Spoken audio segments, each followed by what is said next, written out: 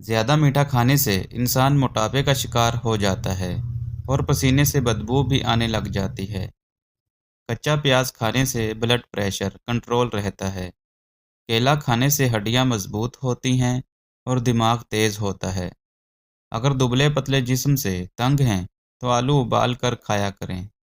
گوشت کا زیادہ استعمال انسانی جلد کو ڈھیلا کر دیتا ہے۔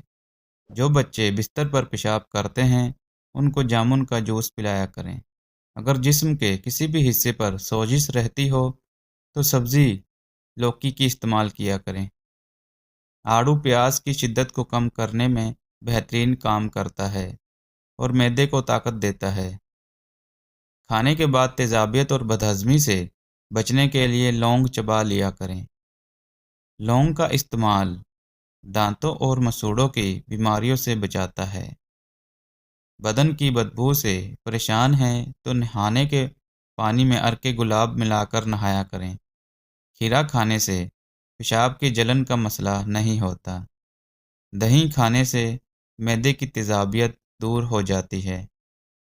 ہمیشہ خود کو صحت مند رکھنا چاہتے ہیں تو کھانے میں نمک کا کم سے کم استعمال کیا کریں۔ زیادہ ٹھنڈا پانی پینے سے خون کی نسیں کمزور ہو جاتی ہیں جو کہ دل کے مرض کا سبب بھی بن سکتی ہیں۔ مردانہ کمزوری محسوس ہونے لگے تو دوپہر کو روٹی کے ساتھ پیاز کھایا کریں۔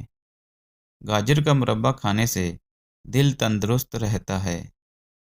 چلتے پھرتے لمبے لمبے سانس لینے سے پھیپھڑے صحت مند رہتے ہیں۔ ادرک کا قہوہ پینے سے بلڈ پریشر کنٹرول رہتا ہے۔ پالک کھانے سے بواسیر کا مسئلہ نہیں ہوتا۔ زیادہ ٹھنڈا پانی پینے سے بڑھاپا جلدی آ جاتا ہے۔ صبح ناشتہ نہ کرنے سے معدے کی بیماریاں لگ جاتی ہیں۔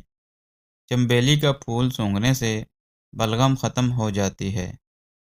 لہسن کا استعمال کرنے سے نیا خون بنتا ہے اور چہرے کی رنگت نکھر جاتی ہے۔ روزانہ رات سونے سے پہلے پاؤں پر تیل کا مساج کرنے سے آنکھوں کی بینائی تیز ہوتی ہے اور دماغ تیز ہوتا ہے۔ گاجر کا جوس بدہضمی کی وجہ سے ہونے والی جلن کے لیے بہت مفید ہے۔ گاجر کا جوس پینے سے بلڈ پریشر کنٹرول رہتا ہے۔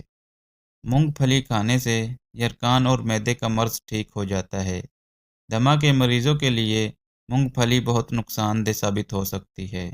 چاولوں کے پانی میں شہد اور دودھ ملا کر چہرے پر لیپ کرنے سے چہرہ 10 سال کم نظر آئے گا انشاءاللہ۔